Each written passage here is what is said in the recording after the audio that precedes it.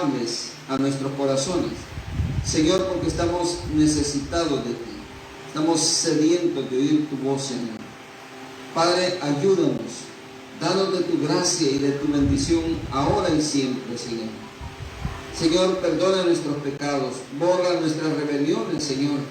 Quita la iniquidad que pueda haber en nuestro corazón. Y Señor, ayúdanos a caminar por esta vida sin ofenderte a ti, Señor. Padre, te pido por los recursos que nos hacen falta. Tú eres el dueño de todos los recursos, Señor. Y tú has visto, Señor, el esfuerzo también. Y Señor, la voluntad, el deseo que tenemos de hacer bien las cosas, Señor. Ayúdanos, Dios, provéenos para poder tener lo que se necesita, Señor, y seguir afectando a más personas, Señor, con las transmisiones. Te lo pedimos todo en el nombre maravilloso de tu Hijo amado, nuestro Señor Jesucristo. Amén, Señor, y amén. Gloria a Dios. Amados, como ven, hemos leído Lamentaciones 5:21 y nuestro tema para esta mañana es un repaso de los 5 solos de la Reforma Protestante. Hermanos, eso de repasar las cosas es bíblico. El apóstol Pedro decía, cuando escribía a los destinatarios, les decía: yo sé que ustedes ya saben estas cosas, les decía Pedro, pero yo se las recuerdo, les dice, para que estéis como actualizados, ¿verdad?, en la verdad presente. Eso es lo que el apóstol Pedro está diciendo. Y creo, hermanos, que un día como hoy 31 de octubre, que todavía hay gente, hermano, que celebra Halloween. Unos tratan de hacerlo más suave, ¿verdad? Más suave, como algo inofensivo, hermano. Pero sabemos nosotros que detrás de eso hay un trasfondo y que ese fue un intento por opacar la obra de Dios en la Reforma Protestante, que sucedió, bueno, no es que sucedió, el 31 de octubre de 1517, allá en Wittenberg, Martín Lutero proclamó sus 95 tesis. Algunos autores dicen que clavó las tesis en la catedral de Wittenberg, pero hermanos, de eso no hay evidencia histórica. Fíjense, al parecer no fue de esa manera, sino que fue simplemente que él hizo una proclama de las 95 tesis. Si usted nunca las ha leído, hermano, yo le invito a que las lea. Mire qué interesante. Yo las he leído en las 95 tesis, y la gran mayoría, yo diría que si no las 95, por lo menos unas 90, hermano, la gran mayoría están redactadas o están orientadas a combatir la idea de las indulgencias. Básicamente hacia ahí se orientan las 95 tesis, hacia lo inválido que es el concepto de indulgencia y el concepto de que si usted da dinero o que usted puede comprar el derecho a ser salvo, hermano, con dinero. Eso es una de las perversiones más graves que ha habido en la historia, y que hay gente que todavía lo cree. Pues también el movimiento de Halloween no es otra cosa más, hermano, no es nada ofensivo. No se trata de niños pidiendo dulces, no se trata de simples disfraces y mascaritas. Se trata, hermanos, de todo un armisticio que hay detrás de eso, para opacar la obra de Dios. Hermanos, luchar contra Dios, eso, hermanos, es un disparate, es una locura. Por eso es que nosotros, hermanos, en esta fecha, generalmente tenemos una vigilia. Hoy no la vamos a tener porque tenemos la celebración que coincidió con este día. Pero generalmente, hermanos, nosotros nos reunimos para celebrar lo que se debe celebrar, la Reforma Protestante. ¿Y qué es eso de la Reforma Protestante, hermano? A grosso modo, para los que no están familiarizados con eso, quiero decirles que hubo una serie de reformadores, desde antes de Lutero incluso, que estuvieron hablando, siendo la voz de Dios en medio de la historia, hermano, hablando de las perversiones doctrinales a las que eran sometidos los cristianos de aquella época. Entonces, Lutero lo que hizo fue como encender la chispa, pues, encender la chispa. Él fue cuestionado, hermano, fue maltratado en varios lugares, ¿verdad? En el concilio, en varios concilios, en algunas dietas también lo cuestionaron, y él, hermanos, estuvo dispuesto incluso a poder dar su vida por las creencias bíblicas. Fíjense que en esa época se había prohibido leer las escrituras. Solo podían leer las escrituras, y ni siquiera todos los sacerdotes, sino que algunos sacerdotes podían leer las escrituras. Y la única voz autorizada para poder aprobar la interpretación de las mismas era el magisterio de la Iglesia Católica Romana. Entonces, ¿cómo es posible que la gente, hermanos, no conociera la Escritura? Que los sacerdotes, muchos de ellos, no conocieran la Escritura. Y es que Lutero, hermanos, empezó a traducir la Escritura al alemán para que todo el mundo tuviera acceso y que la gente se diera cuenta de lo que dice la palabra. A Lutero le impactó mucho las palabras de Habacuc 2:4, cuando dice que el justo por la fe vivirá, ¿verdad? Entonces, la reforma es un movimiento, hermanos, que la palabra reformar significa volver a la forma antigua. Así que la reforma no es otra cosa, hermanos, que un regreso a las escrituras, que no es otra cosa más que un regreso, hermanos, al cristianismo como fue al principio, así como lo hemos leído en Lamentaciones 5, donde claramente dice el Señor: vuélvenos, oh Jehová, dice Jeremías, vuélvenos, oh Jehová, a ti y nos volveremos. Renueva nuestros días como al principio. De eso se trata, hermanos, de volver al principio. Y es que gradualmente, hermanos, conforme la iglesia ha ido avanzando en la historia, también, hermanos, es cierto, hemos avanzado en tiempo, tal vez hemos avanzado en tecnología, tal vez hemos avanzado en estructuras, pero, hermanos, hay cosas en las cuales la iglesia ha retrocedido. Hay cosas en las que la iglesia ha retrocedido. La voz de Dios, hermano, ya casi que no es escuchada. Ayer nos reuníamos un grupo de pastores y compartíamos un poco sobre el mover de la iglesia en este tiempo. Y, hermanos, alguien compartía y decía que estaba preocupado porque tenía que predicar 2 veces en esa semana y no tenía internet en la casa. Imagínense, hermano, hasta dónde hemos llegado. Bueno, es decir, si no hay internet no puedo predicar.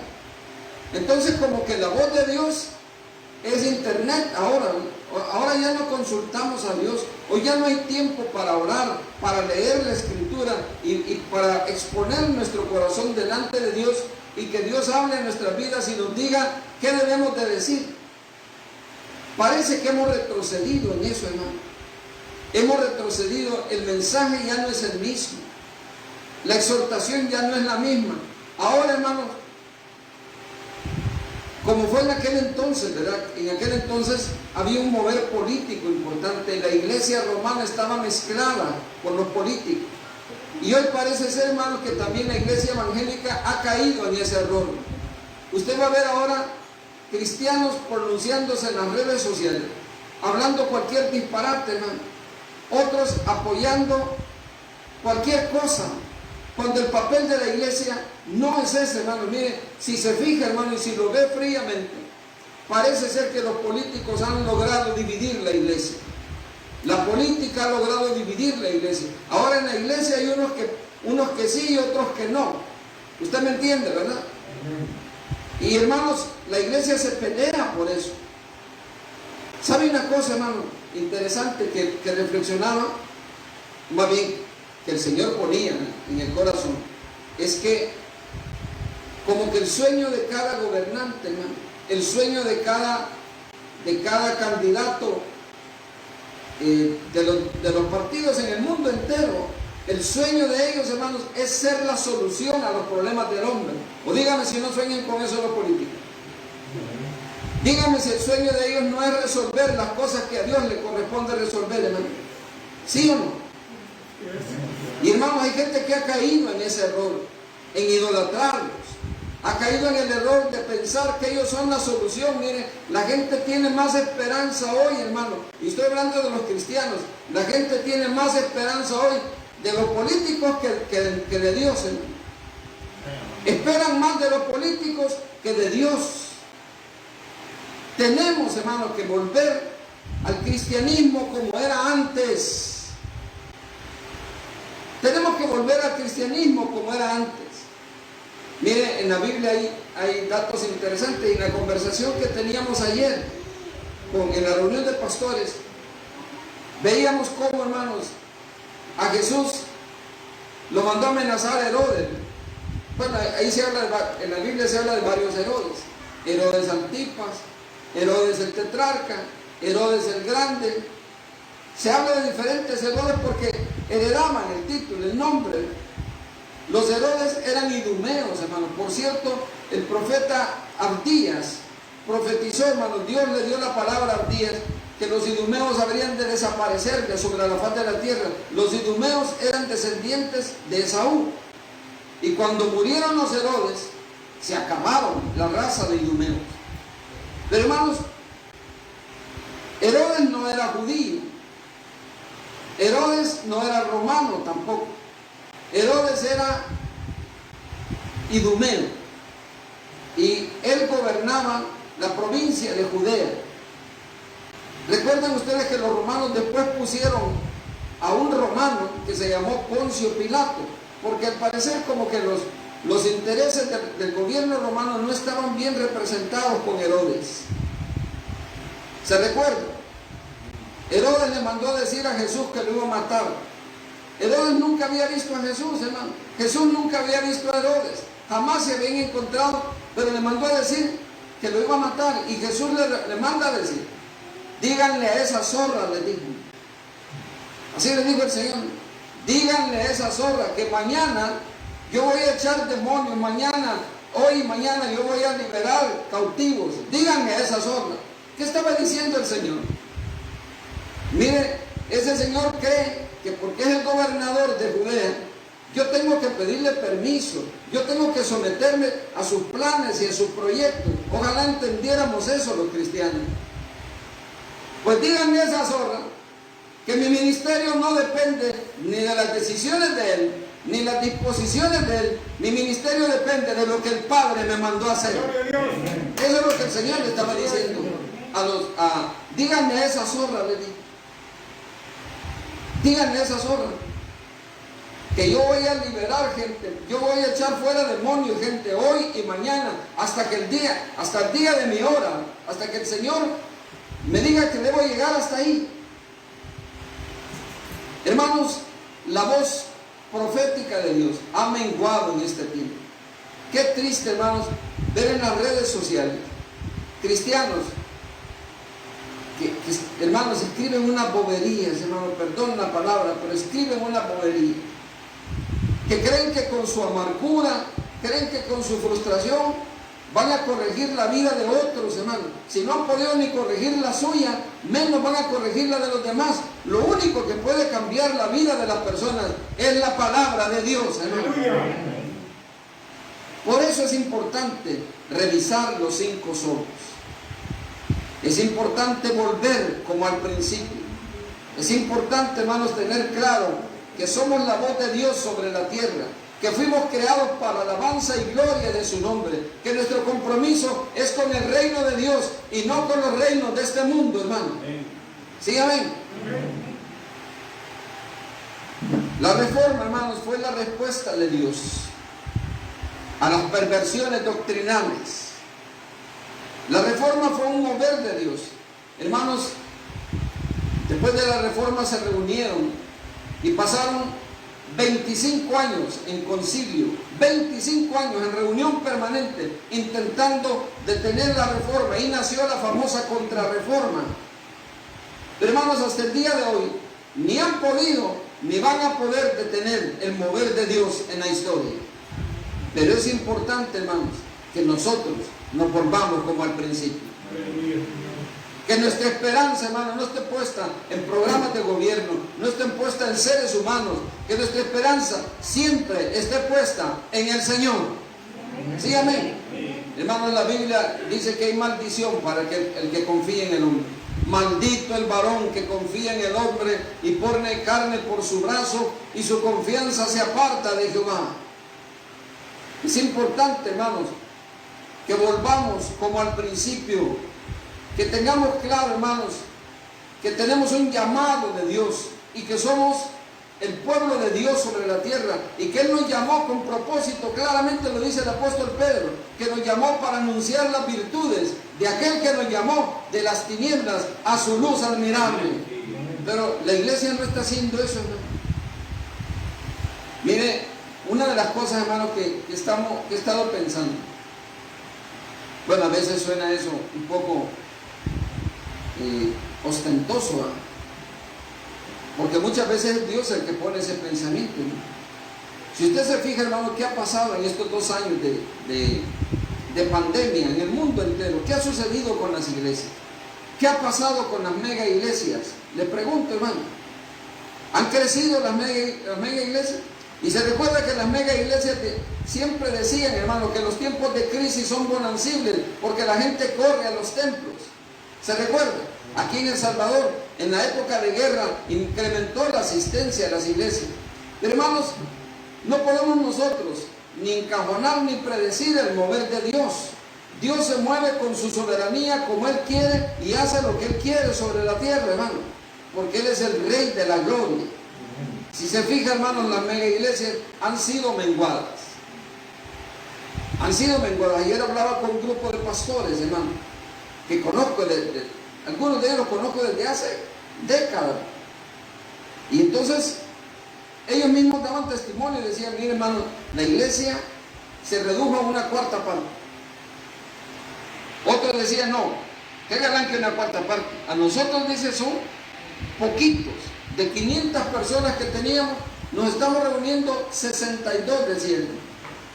De 500 personas que se reunían, se están reuniendo 62. Y los otros se conectan, dicen ellos que se conectan porque yo no los cuento, decía este hermano. Hermanos, entonces hay que prestarle atención a eso. ¿Qué está haciendo Dios en la historia?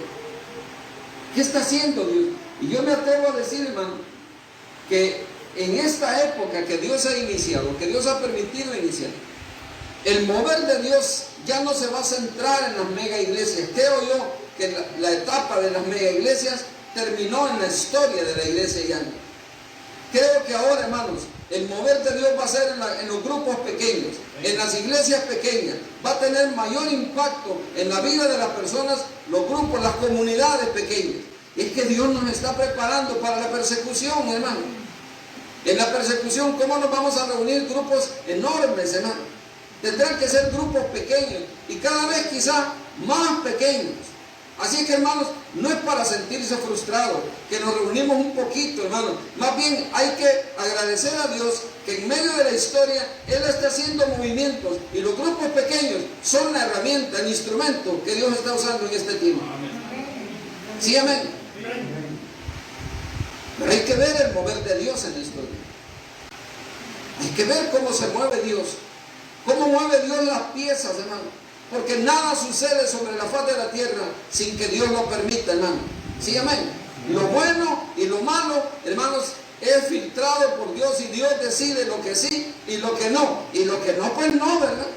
Pero si Dios permite algo, hay que preguntarnos, hermanos, ¿qué está haciendo Dios en la historia? Así que, hermanos, somos herramientas de Dios en sus manos. ¿Sí, amén?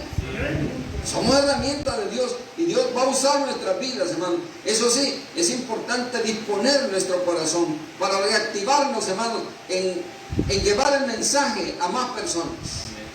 ¿Sí, amén? Es importante eso, hermano. Quiero decirles que la primera tesis de los 5 solos, porque los 5 solos son sacados de las 95 tesis. La primera tesis, hermano, habla de retornar a las Escrituras.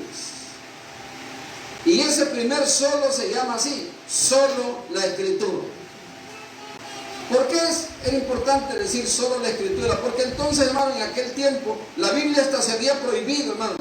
quemaron Biblias en público para que la gente no tuviera acceso a la Escritura, sino que tenía que a ciegas creer lo que el magisterio decía. Y Lutero se atreve a decir: señores, la única fuente de autoridad, la única revelación completa de la voluntad de Dios que está escrita es la palabra de Dios. Amén. Así que hay que volver a la palabra, hermano. Hay que volver a la palabra. Pero mire cómo gradualmente nos hemos ido saliendo de ahí. Hoy día hay gente que cree lo que cree, aunque la palabra diga otra cosa.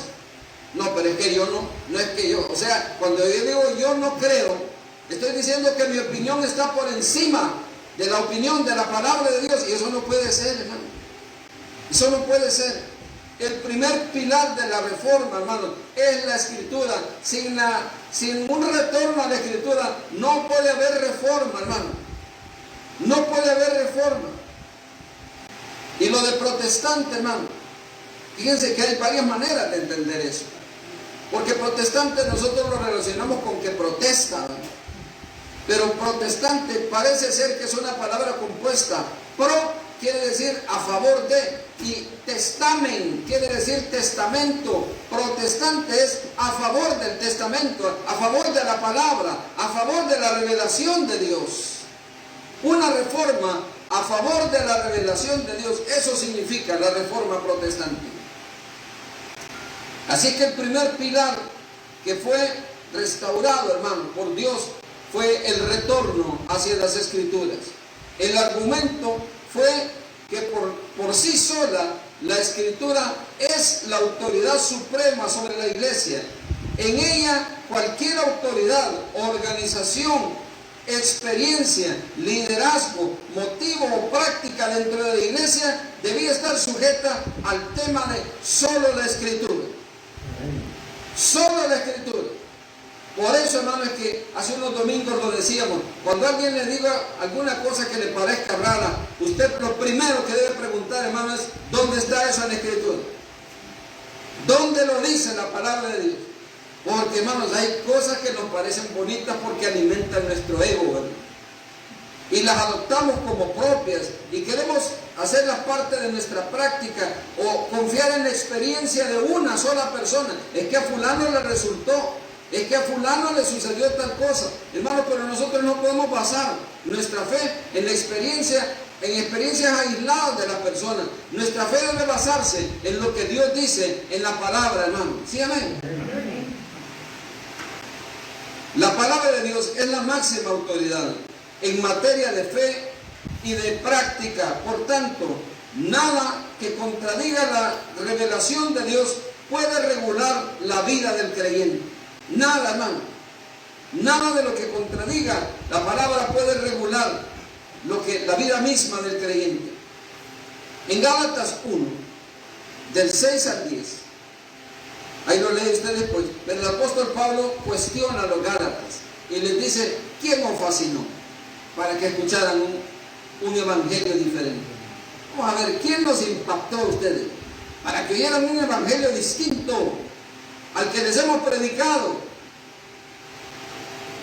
Me decía el otro día un hermano Roberto, me decía: mire, es que el problema suyo, me decía, yo no le estaba pidiendo opinión, pero como hay gente que le gusta dar opinión sin que le pidan, me dice: mire, el problema suyo, hermano, es ese evangelio en el que usted cree, hombre. Mire, me dice, aquí en la congregación nuestra, hermano, mire, rapidito, la gente me dice: Dios la enriquece, Dios la llena de bendición y de gracia. Y yo he escuchado a su pastor, hermano, que solo de dinero habla. Todo es dinero, hermano. Todo es dinero. Y, hermanos, el apóstol Pablo fracasó entonces, porque Pablo decía: yo sé vivir en riqueza y en pobreza. En todo y para todo he sido preparado. Decía.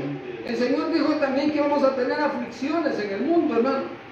Ahora, no estoy diciendo que tenemos que procurar la pobreza nosotros, pero la Escritura dice: no te afanes en hacerte rico, sé prudente y desiste. No podemos servir a dos señores, ni a Dios y a las riquezas a la vez. No se puede, hermano. Hay que volver a las Escrituras. El apóstol Pablo les decía, ¿quién lo fascinó a ustedes para que escucharan un evangelio diferente? En 2 Timoteo 3:16 también el apóstol Pablo le dice a Timoteo, toda la escritura es inspirada por Dios y útil para enseñar, para redarguir, para corregir, para instruir en justicia, a fin de que el hombre de Dios sea perfecto, enteramente preparado para toda buena obra. Eso dice la palabra. En la segunda de Pedro 1:19 también dice el apóstol Pedro, tenemos pues la palabra profética más segura, a la cual hacéis bien en estar atentos como antorcha que alumbra en lugar oscuro, hasta que el lucero de la mañana resplandezca en vuestros corazones. Tenemos la palabra más segura, hermano. Así que no hay por qué confiar en otras fuentes, ni en la experiencia, ni en otros escritos, ni en la voz de nadie, hermano. Es Dios a quien debemos nosotros prestarle atención. Y ese fue el primer paso importante de la reforma, volver a las escrituras. Volver a las escrituras. La Biblia sola enseña todo lo que es necesario para nuestra salvación. No necesitamos más, hermano. Todo lo que es necesario para redarguirnos de pecado. Y es la medida con la que todo compartimiento del cristiano debe medirse, hermano. Debe medirse. El segundo solo, porque dije que eran 5 solo. El primero es solo la escritura. El segundo que fue restaurado fue solo la fe. Porque antes se creía que si usted daba dinero, de hecho, hermano, yo creo que les he mostrado, creo que la vez pasada les mostré una indulgencia que yo encontré cuando murió mi papá. En la casa de ellos, ahí la tenían, hermano, como en un altar enmarcada, y decía ahí que fulana, hablando de mi abuela, ¿verdad?, se refería a mi abuela y se refería a sus hijos, decía que aún si murieran, dice, en pecado, dice, tienen asegurada su salvación ellos, sus descendientes y hasta la 3ª generación. ¿Sabes cuánto dinero habían dado por eso, hermano? ¿Cómo va a creer eso, hermano? ¿Cómo va a creer que con dinero va a comprar la salvación, la gracia de Dios? ¿Cómo va a ser posible eso? Yo lo guardo, ese documento por ahí, para fines didácticos, pues no crea que porque estoy creyendo en él, lo guardo ahí para fines didácticos. Solo la fe, hermanos, solo la fe. La salvación solo puede ser recibida cuando ponemos nuestra fe en aquel que murió por nosotros, hermanos, excluyendo toda posibilidad de que nuestras obras puedan contribuir para salvarnos. Habacuc 4 dice, el justo por su fe vivirá. Romanos 3:28, Gálatas 3:11, Efesios 2 del 8 al 9, son evidencia, hermano, de la palabra de Dios, que dice claramente, hermano, que nosotros somos justificados pues por la fe, sin las obras de la ley. Aleluya. Somos justificados por gracia, sin las obras de la ley. Claro, Santiago dice que Abraham no solo creyó, sino que actuó, así que fue justificado también por su actuar. Pero Santiago de lo que está hablando es que la fe sin obras es muerta, hermano. Y eso también hay que decir. Una fe que no nos lleva a la acción, hermano, es una fe inútil. Es inútil. Así que es importante recordar en este día, hermano, que nuestro segundo pilar es la fe. Solo la fe. No hay más, hermano. No hay otra cosa. Cuando Dios por su gracia da fe, porque ya hemos visto, hermano, que la fe no nace en nosotros. La fe no procede de nosotros. La fe es un regalo de Dios, es un don de Dios, para que nadie se gloríe. Cuando Dios por su gracia da fe al pecador para creer en Cristo y ser salvo, este es el medio, la fe. Dios no salva a alguien automáticamente. Nadie nace salvo, nadie hereda la salvación en el sentido de herencia biológica, ni nadie puede salvarse a sí mismo o salvar a otros. Solo la fe salva, y esa fe es personal y es en Cristo Jesús. Amén. Es un regalo de Dios. Esa es una verdad importante, hermano. Eso acababa con el negocio que tenía Roma en aquel entonces. En Romanos 1:17, el apóstol Pablo Habla sobre eso, hermano. Nosotros somos justificados por la fe. Somos justificados por la fe. En Romanos 5.1 también nos dice, justificados pues por la fe, tenemos paz para con Dios por medio de nuestro Señor Jesucristo. Es la fe, hermano. Y la iglesia tiene que volver a eso. El mensaje de la iglesia tiene que ser ese, hermano. Es por la fe. Es por la fe. Es el mover de Dios en el corazón de cada persona. La justificación es a través de la fe y no de otros medios. El tercer solo que fue restaurado fue la gracia. La gracia. Recuerden que restaurar es volver como al principio. Y ese debe ser nuestro clamor. Vuélvenos, Señor, como al principio. Vuélvenos a ser como la iglesia del principio. Solo la gracia. La salvación, hermanos, es un regalo de Dios, es un don de Dios. Por tanto, es algo que el pecador recibe de forma inmerecida. O alguno de los que está aquí se merecía ser salvo, ¿no? No, ¿verdad? Es inmerecido, ¿no? Es inmerecido. Basada no en nuestros méritos, sino basada en los méritos de Cristo. Mire, hay una tendencia en el mundo hoy día, hermano, a reconocer la meritocracia. Y qué bueno, ¿verdad?, que reconozcan los méritos de una persona en el trabajo, en la comunidad, donde sea, aún en la iglesia. Pero, hermano, ninguno de esos méritos le sirve para ser salvo. Ninguno. Los únicos méritos que valen para ser salvos son los méritos de Cristo, que Él nos dio, hermanos, en la cruz del Calvario, a todos los que nos representó en su muerte vicaria. ¿Sí, amén? Aleluya. Solo la gracia, hermano. Solo la gracia, no hay otra cosa. Es la gracia de Dios, hermano. La doctrina del mérito personal es antibíblica, y eso sí quiero que lo vean. Romanos 3.20, por favor. Romanos 3.20. Vean usted ahí en su ejemplar de la palabra, porque no tenemos proyección. Romanos 3.20. Dice así: ya que por las obras de la ley ningún ser humano será justificado delante de él, porque por medio de la ley es el conocimiento del pecado. Gálatas 2.16. Gálatas 2.16 dice así, miren, el apóstol Pablo escribiendo a los hermanos allá en Galacia: sabiendo que el hombre no es justificado por las obras de la ley, sino por la fe de Jesucristo. Nosotros también hemos creído en Jesucristo para ser justificados por la fe de Cristo y no por las obras de la ley, por cuanto por las obras de la ley nadie será justificado. Nadie, hermano. Por rectas que sean sus obras, nadie puede ser justificado por las obras. Tito 3.5. Veamos qué le decía Pablo al apóstol Tito. Y cuando digo apóstol, no crea que me equivoqué. La Biblia dice que apóstol de Pablo, Tito, pero él era un apóstol. Dice así: nos salvó no por obras de justicia que nosotros hubiéramos hecho, sino por su misericordia, por el lavamiento de la regeneración y por la renovación en el Espíritu Santo. Así es que Él nos salvó no por las obras que nosotros hayamos hecho. Él nos salvó, hermano, por pura gracia. Por pura gracia, por el lavamiento de la regeneración. Así que la doctrina del mérito humano, hermanos, es antibíblica. Es antibíblica. Uno escucha a veces, ¿verdad?, que la gente cree en esas cosas porque desconocen la Escritura, ¿no?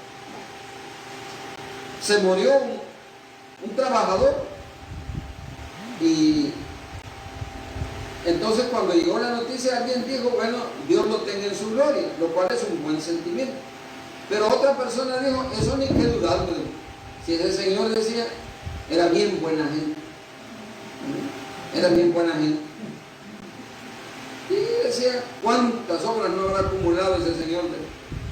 Así es que dijo ese señor, debe estar bien contento allá con el Señor. Hermanos, yo probablemente sí, ¿verdad? Yo no sé si el Señor lo salvó o no lo salvó, pero que fue por las obras, eso sí sé que no, hermano, porque la Escritura dice que no. Si una persona es salva, es por la gracia, la misericordia del Señor. ¿Sí, amén? El cuarto solo. No estoy hablando del dormitorio, hermano, el cuarto solo van a decir. Ahorita se va a dejar que he dejado el cuarto solo, ¿verdad? El cuarto solo, ¿verdad? Es solo Cristo. Aleluya.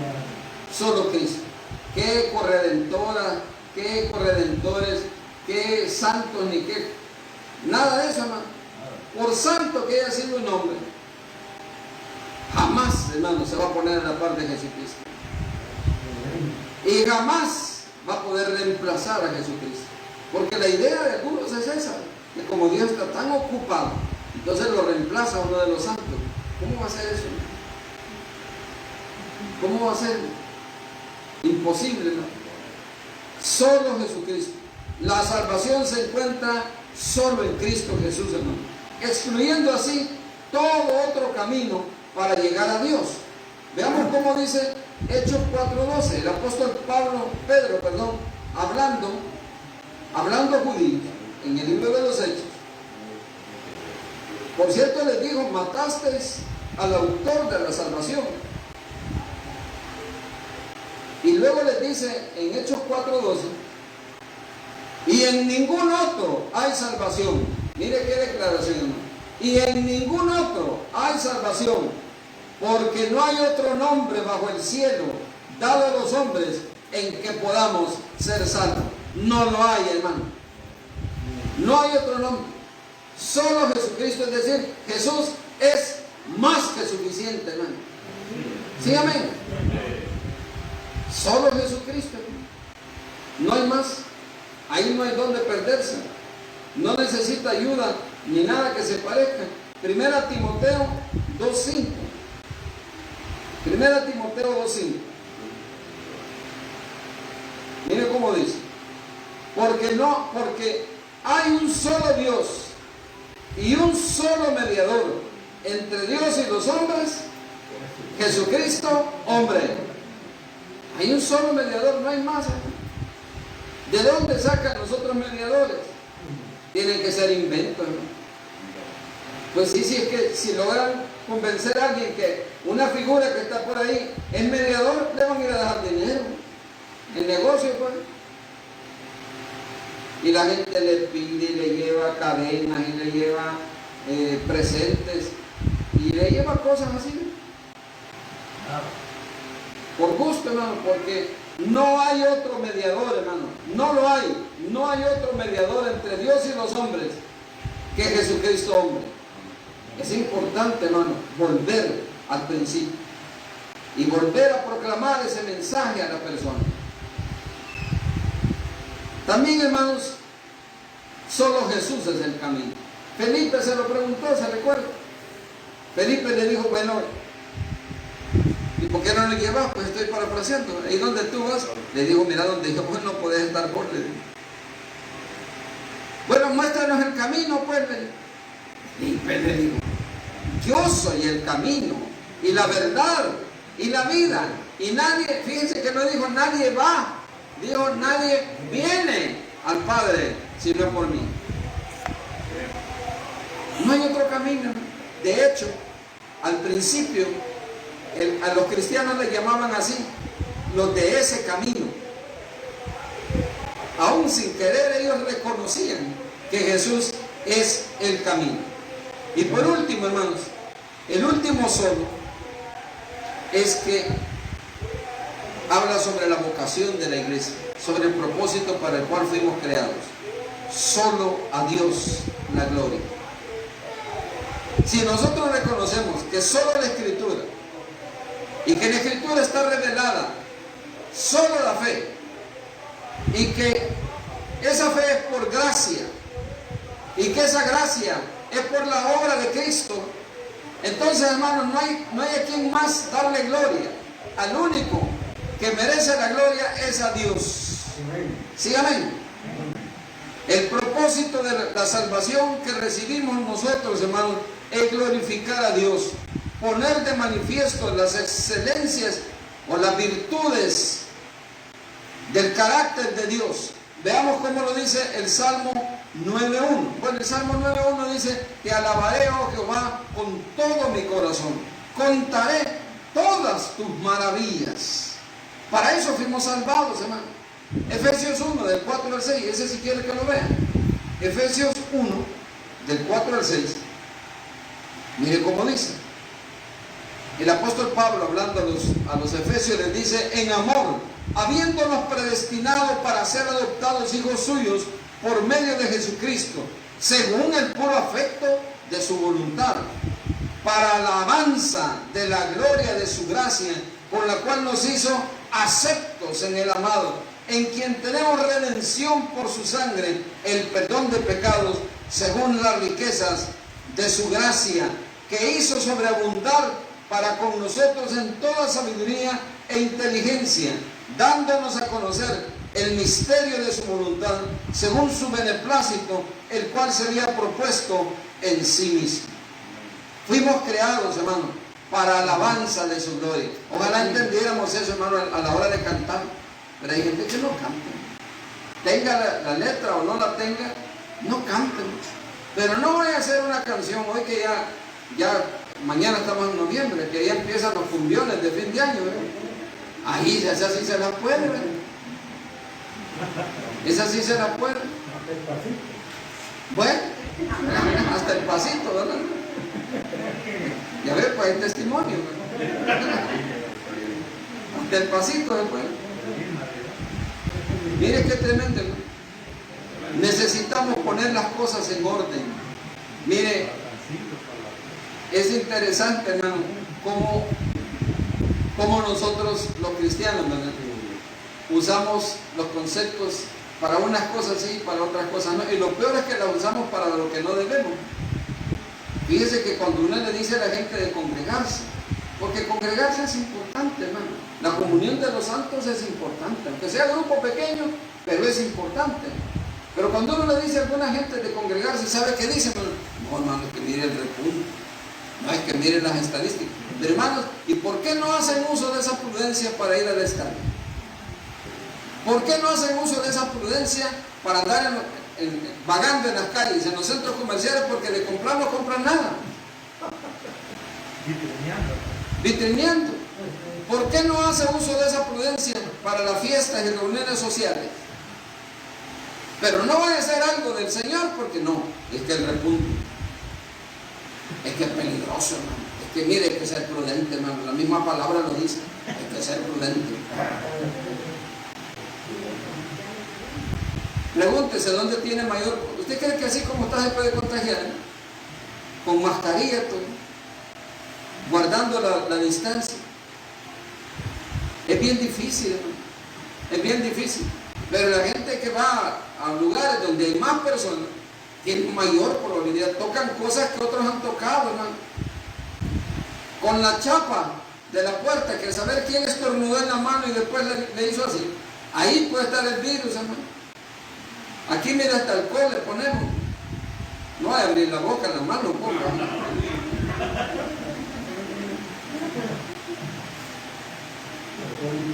Pero necesitamos, hermano, poner las cosas en su lugar. ¿Dónde está esa iglesia del principio? Solo a Dios la gloria. Hermanos, los ángeles, ahí en Apocalipsis, vieron al Señor. Y dice que por millones de millones se postraron ante Él y lo adoraron. Y le dijeron: digno es el Cordero de recibir toda la gloria, toda la honra, todo el honor. Porque tú nos redimiste de todo linaje, lengua, pueblo y nación, y nos has hecho para Dios reyes y sacerdotes. Solo a Él la gloria, hermano. Pero hermanos, ¿dónde está la iglesia que se reúne para glorificar a Dios? No vaya a ser un compromiso de otro tipo, porque ahí no hay mascarilla, ahí no hay nada. Pero para la iglesia, como que Mira hasta dónde ha penetrado el humanismo y cómo es importante recordar los 5 solos en este tiempo. Hoy celebramos la reforma y quiero decir 2 cosas para concluir. Número 1, hermano, es necesario volver a la forma antigua, al cristianismo como fue al principio. Número 2, el humanismo es el arma que el diablo utiliza para detener el avance del evangelio. Por eso es necesario revisar los fundamentos doctrinales del cristianismo que nosotros profesamos. ¿Qué tan bíblico es el cristianismo que yo vivo? Que cada uno de nosotros vive. Esa es la pregunta que debemos hacer. ¿Qué tanto me parezco yo a los cristianos del primer siglo? ¿Qué tanto se acerca mi conducta a lo que el Señor espera de mí? Y hermanos, con base a la respuesta que nos demos a eso, saquemos conclusiones. Y también, hermanos, volvamos a la forma antigua. Clamemos al Señor, como decía Jeremías allá en las Lamentaciones, ¿verdad? Vuélvenos y a ti nos volveremos. Así decía, vuélvenos y a ti nos volveremos. Haznos como al principio. Ese debe ser nuestro clamor. Vamos a orar. Padre, bendecimos tu santo nombre, porque tú eres bueno y tu misericordia es para siempre y tu verdad es de generación en generación. Te queremos suplicar, Dios, que bendigas nuestras vidas, que nos ayudes a reflexionar en tu palabra, Señor, y a ponerla por obra.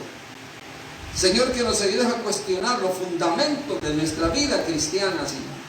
Estamos viviendo conforme a esos 5 solos: solo la Escritura, solo la gracia, solo la fe, solo Jesucristo, solo a ti la gloria, Señor. Ayúdanos, Dios, a vivir de esa manera, para poder ser testimonio y para que un día también, Señor, la tierra entera sea llena del conocimiento de tu gloria, Señor. Ahora hablo a las personas que nos escuchan por la transmisión en las redes sociales. Si usted quiere darle su corazón al Señor, dígale conmigo esta mañana, con voz audible: Padre, le doy gracias por la palabra que Él me ha dado. Reconozco que soy pecador, que no he vivido conforme a tu propósito y me arrepiento. Te doy gracias por enviar a tu Hijo. Yo creo que Jesús es el Señor. Creo que Él resucitó de entre los muertos. Y yo le recibo hoy en mi corazón como el Señor de mi vida. Lléname de tu Espíritu Santo. Guíame con tu luz hacia la verdad. Te lo pido todo creyendo en el nombre de nuestro Señor Jesucristo. Amén. Y amén. Que Dios les bendiga, amados.